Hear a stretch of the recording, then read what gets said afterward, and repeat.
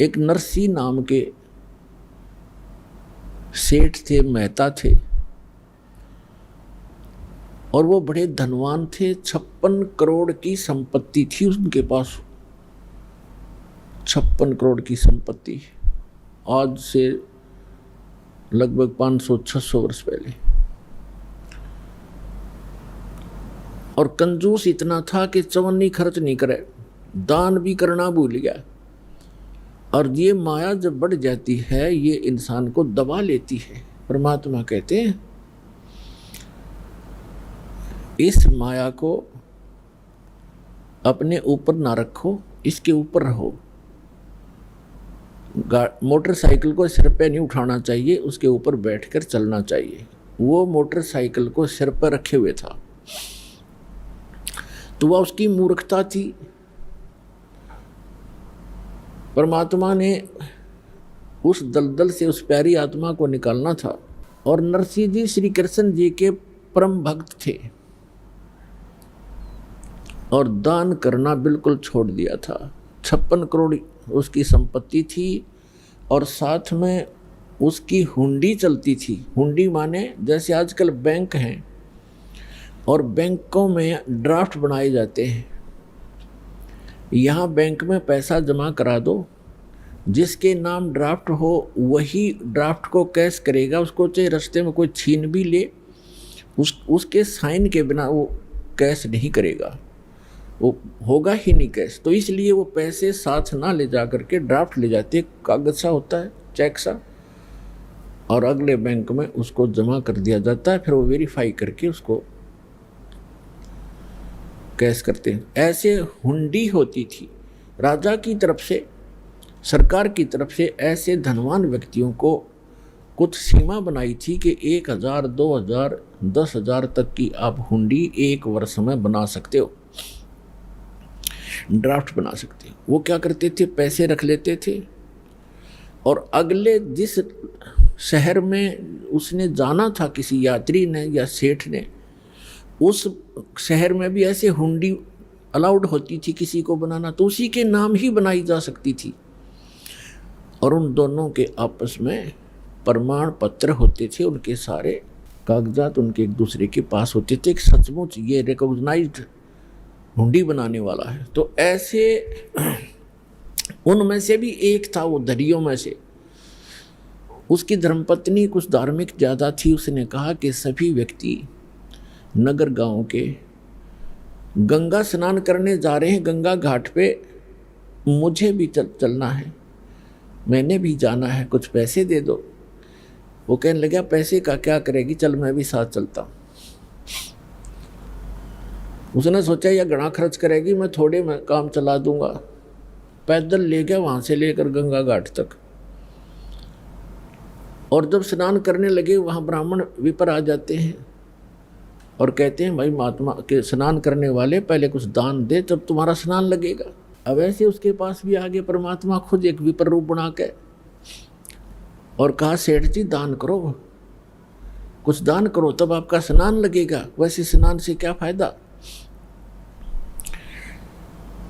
तो वो कहने लगा जी दान हम ना लाए, खर्चे जोगे पैसे लाए हैं, दान हम फिर करेंगे, पैसा भूल आए हम। उसकी पत्नी कहने लगी दे दे कुछ थोड़ा बहुत ब्राह्मण को, ऐसा क्यों जुल्म कर रहा है तू।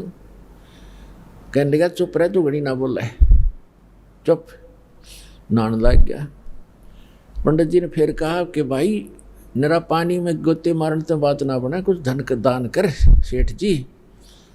उन्होंने सोचा ये ज़्यादा बेइज्जती करे है। कहने लगा 1% दूंगा, 1%। उन्होंने बोला जी एक, चलो दे दे, जो तेरी इच्छा है। कहने लगा यहाँ ना दूँ, मैं थोड़े लाया हूँ पैसे, घर आ जाना, नरसी मेरा नाम है, और वैसे ऐसे मेरा फलाना गांव है जमुनागढ़ जैसे,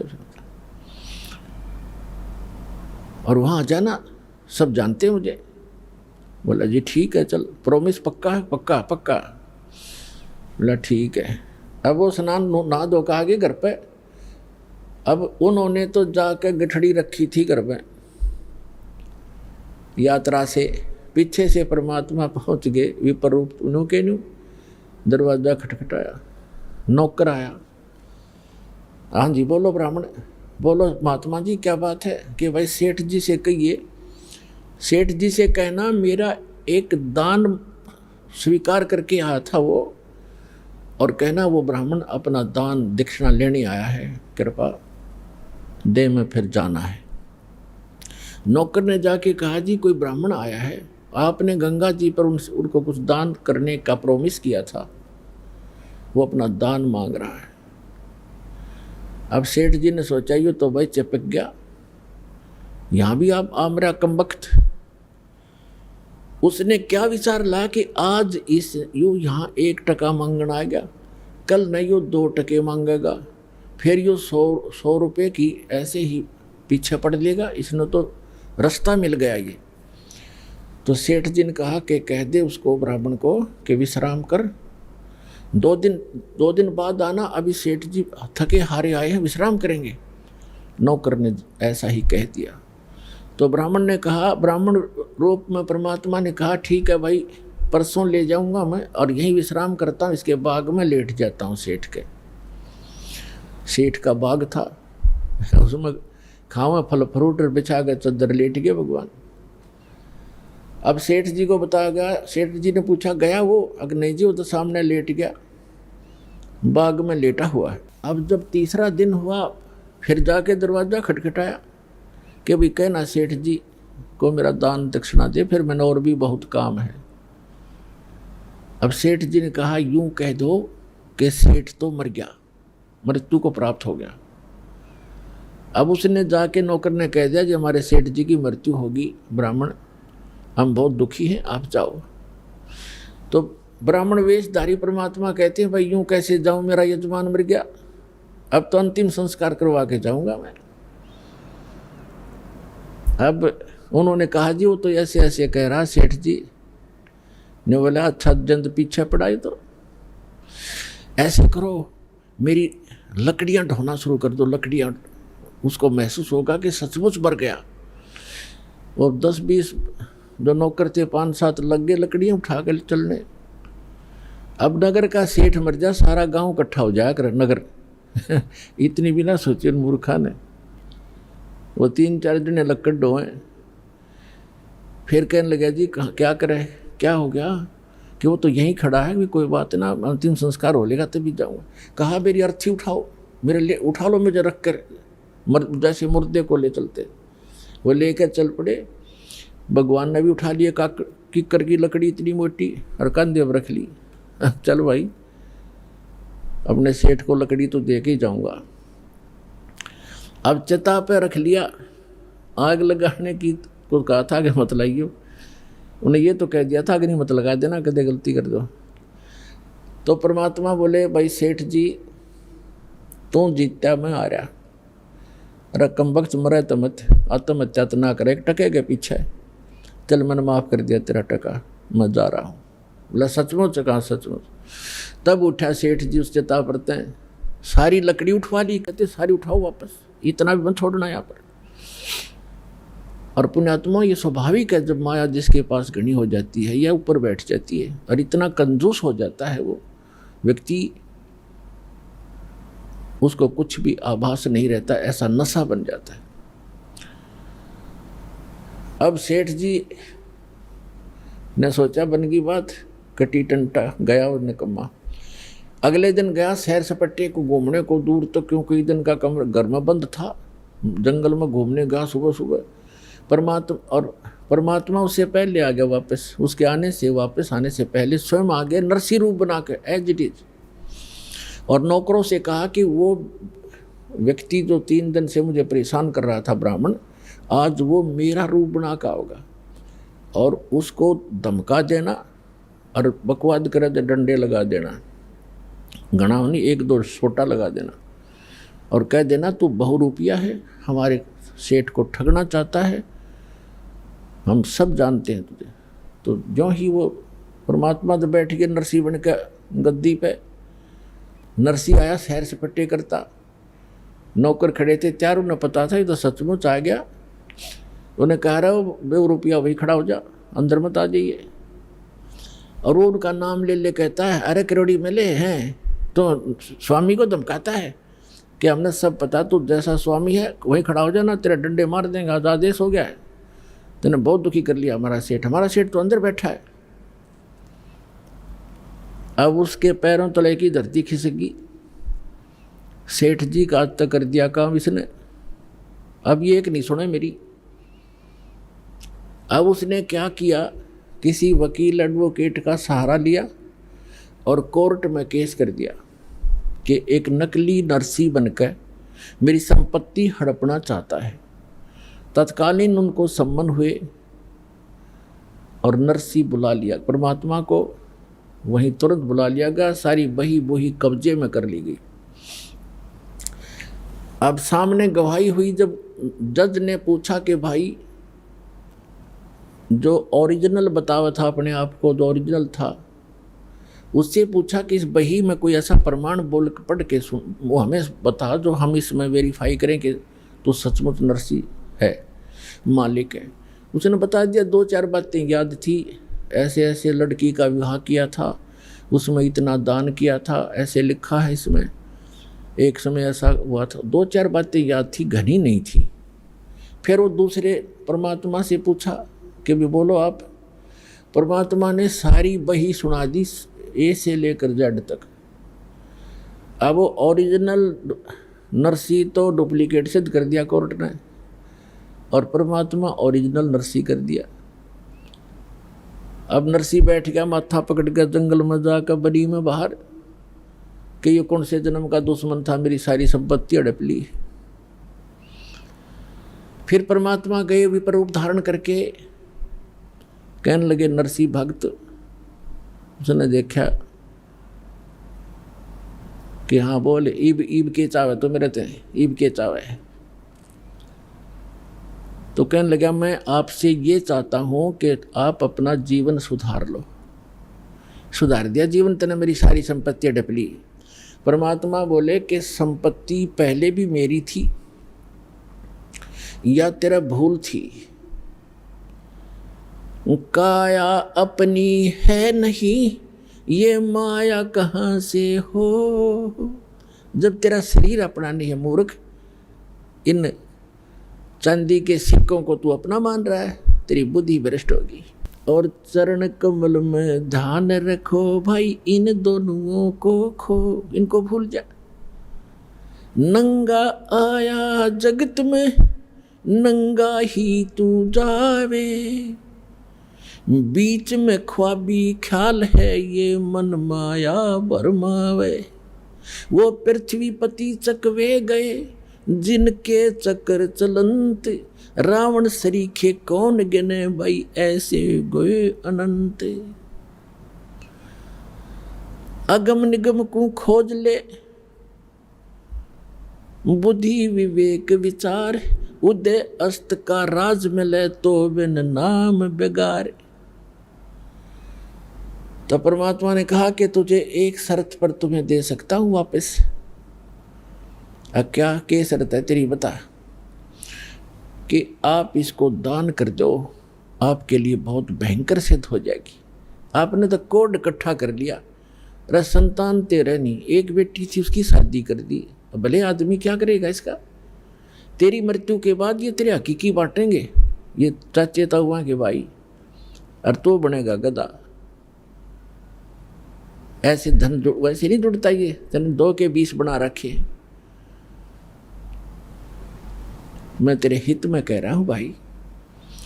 काफी देर सत्संग सुनाया, परमात्मा ने बुद्धि ठिकाना आ गई। कहने लगे परमात्मा के, जब तू इसको दान करेगा तो दूंगा, ना तेरे तो गैया, और दान करेगा तो तेरे पाप कटेंगे, कुछ सहारा मिलेगा तुझे। उसके बाद समझ में आएगी कि आप जो कहोगे मैं वही करूँगा। कहने लगा जाते, फिर वो आ गया वापस। अब नरसी का रोड़ा था, वो ओरिजिनल नरसी भेज दिया, जा भाई बांट दे। उसने उसी दिन भंडारे शुरू कर दिए, गरीबों में बांट दिए, साधु संत बुला लिए, यानी 56 करोड़ संपत्ति कति लुटा के, और बैठ गया बनी में एक झोंपड़ी पाके। दोनों पति पत्नी, उसकी पत्नी तो बहुत धार्मिक थी, हर बात में साथ देती थी उसका। अब ठीक है पाप कटे, अपन क्या करना है, भक्ति कराएंगे बैठ के, है, रोज अटपट में रहता सारी रात, ऐसा अब लाइन जाओ था बैठा बैठा, ठीक हो गया, पाप कट गया। अब परमात्मा कैसी रजा बख्शते हैं। एक अब उसकी जो हुंडी चलती थी वो निर्धन हो गया, हुंडी कैंसिल कर दी गवर्नमेंट ने, और उस पहले उसका बहुत बोलबाला था। तो 4 भगत आगे, उन्होंने द्वारका जाना था, द्वारका के दर्शन करने,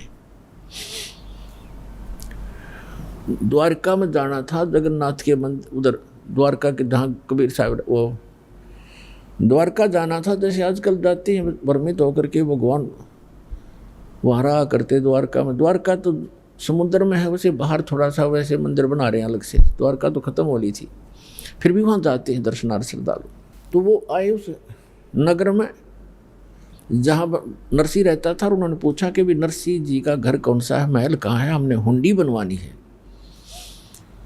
तो लोगों ने मजाक कर दिया कि वो आजकल बाहर संन्यास ले रखा है उसने, और धनवान एक नंबर का है, सेठ है वो, लेकिन आजकल वो नखरे बहुत करता है, 1-2 बार नटेगा वो, तुम मना करेगा हुंडी बनाने को, लेकिन तुम करड़ा सा होगे ना तब बनाएगा। वो पता करके वहाँ झोंपड़ी में पहुँच गए जहाँ दोनों पति पत्नी बैठे थे नगर के बाहर। उन साधुओं ने, भक्तों ने कहा कि सेठ जी ये 500 रुपये पकड़ चांदी के, हमारी हुंडी बना दे द्वारका के किसी सेठ के नाम, जिसको आप जानते हो वो हुंडी वाला हो। अब उसने मना किया कि महात्मा जी मैं निर्धन हो गया हूँ, मेरी हुंडी नहीं चलती, गवर्नमेंट ने कैंसिल कर दी है, और आप किसी और से बनवा लो। तो वो 3-4 नाराज हो गए कि तू सचमुच, गांव वाले कह रहे थे तू ऐसा ही निकम्मा व्यक्ति है।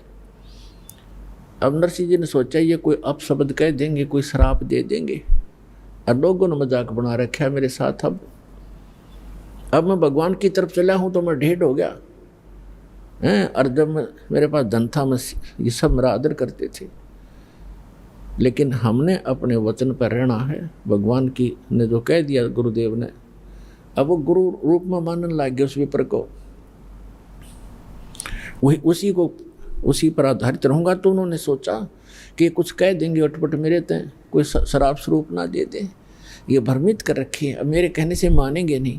तो उसने कागज़ मंगा के, कागज़ लाओ, वो कागज़ ले आए गाँव से, उस पर लिख दिया, क्योंकि श्री कृष्ण पुजारी था और सांवरिया का भगत था, सांवरिया भगवान का आकर कृष्ण जी ने, उस पर लिख दिया सांवल साहा, सांवल सेठ द्वारकापुरी, मैंने आपके 500 रुपये ले लिए हैं, इन श्रद्धालुओं को आप 500 रुपये दे दीजिए, मैं हुंडी बना रहा हूँ। नरसिंह भगत, सेठ नहीं नरसिंह भगत लिख दिया।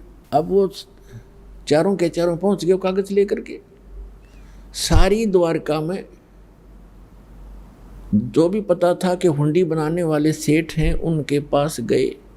उन्होंने कहा कि नरसिंह की हुंडी नहीं चलती, वो निर्धन हो गया है, दिवालिया हो गया है, वो कैंसिल होगी है। उसने सोचा ये वैसे बकवास कर रहा होगा। दूसरे के पास गए, तीसरे से वैसे दिखाया, तो सब ने कहा कि ये तो निर्धन व्यक्ति हो गया है, इसका दिवाला निकल गया है, आपके साथ धोखा कर दिया उसने। तो इस बात से वो परिचित थे कि धोखा करनी आदमी नहीं हो तो मना करे था, हमने ही उनके साथ बलपूर्वक लिखवा दिया, वो तो सच कहे था। पर भी हमारा काम तो बिगड़ गया। अब यहाँ घूमा फिरा हो कितने खाना खूना खाते, या बड़ी बात बिगड़ी। पर उनको इतना विश्वास था कि हमारे पैसे सुरक्षित मिलेंगे, वो भगत 1 नंबर का है, जाकर देगा वापस। तो ऐसा सारी द्वारका में घूम फिर कर वो बाहर चले गए। किसी ने, सबने यही बताया, बाहर समुद्र के किनारे बैठ गए एक साइड में वृक्ष के नीचे, और बहुत ही चिंतित थे। अब केवनी भाई, उधर से नरसिंह जी ने क्या किया, वो 500 रुपये का खाने पीने की सामग्री मंगा के, आज तो 5 लाख के करीब है वो 500 रुपये, और मंगवा कर सारा चावल, घी, दूध, खीर बना के, लड्डू जलेबी बना के उनका भंडारा कर दिया, साधु संत बुला के, रोटी राटी बना के।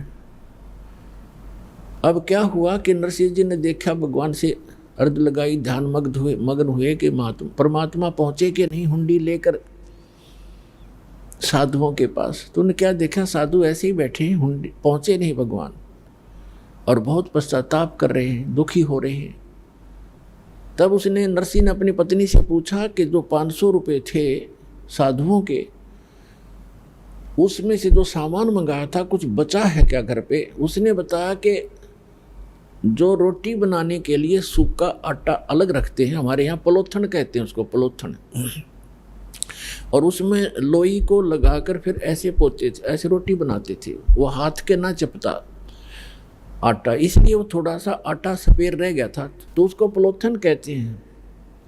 नरसी की पत्नी ने देखा, उसने बताया कि ये थोड़ा सा आटा बचा है जो मैंने पलोथन के लिए रखा था, रोटी पोते समय ऐसे हाथ लगाया करती थी। नरसी जी ने कहा कि इसका पानी का हाथ लगा के इन चारों की रोटी बना दे। उसने चारों रोटी बना के और सेक चूल्हे पे सेक चा के रख ली। इतने में परमात्मा पहुंच गए एक साथ दूर रूप बना के, और कहने लगे भाई भगत भूख लगी है और कुछ भोजन दे। तुरंत लिया चारों रोटी ठा के, अगले महाराज भोजन खा लो। अब वहाँ भोजन भोग लगाया भगवान ने, और वहाँ सांवल शाह नाम का एक सेठ बन के, और जैसे वो मारवाड़ी सेठ होते हैं ना, बड़ी बड़ा साफा दोहरी धोती, कान में कलम टांग रखी पेन, और काख में बही, और पहुंच गया वहाँ पर उन साधुओं के पास। और परमात्मा ने कहा कि अक्षमा करना महात्माओं, कुछ आने में देरी होगी मुझे, मैं सांवल शाह हूँ, सांवरिया सेठ हूँ, और नरसी जी ने जो हुंडी भेजी थी, आप मुझे वो कागज़ दो। वो कागज़ दिया और कहा आ जाओ, तुम्हें ये पैसे दूंगा।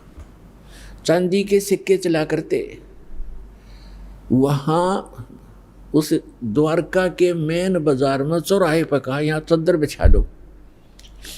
जो मजाक कर रहे थे ना वो द्वारका के सेठ उस भगत की मजाक कर रहे थे, भगत का खिल्ली उड़ा रहे थे, उनका मुंह बंद करने के लिए द्वारका के बाजार के चौराहे पर कहा कि यहाँ चद्दर बिछाओ, और अपना पूरा बैग ले रहे भर के गठड़ी वह धर ली, और वहाँ करें सुन ले भाई महात्माओं, 1 2 3 आवाज़ लगा लगा के गिने और खड़का करें, अक्सर चारों तरफ लग गए, देखने सेठ इकट्ठे हो गए।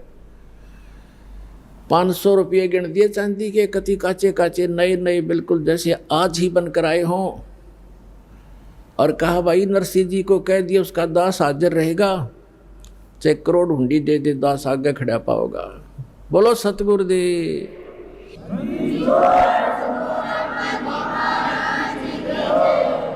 परमात्मा कहते हैं जो जन मेरी शरण है ताका हूँ मैं दास, और गेल गेल लाग्या फिरूं, पीछे पीछे फिरूं जब तक धरती आकाश।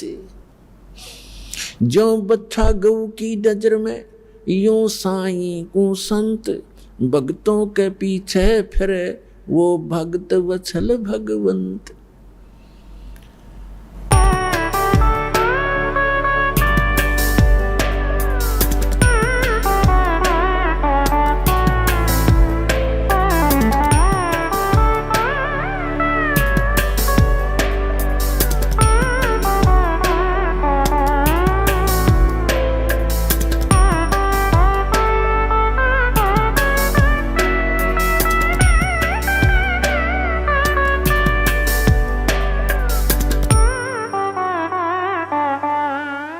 आप सुन रहे थे जगत गुरु तत्वदर्शी संत रामपाल जी महाराज जी के मंगल प्रवचन। अधिक जानकारी के लिए विजिट कीजिए हमारी वेबसाइट www.jagatgururampalji.org। संत रामपाल जी महाराज जी के शुभ आशीर्वाद से पूरे विश्व भर में 500 से भी ज्यादा नाम दीक्षा केंद्र हैं, जिन पर संत रामपाल जी महाराज जी द्वारा ऑनलाइन निशुल्क नाम दीक्षा दी जा रही है। अपने नजदीकी नाम दीक्षा केंद्र का पता करने के लिए संपर्क करें 8222880541।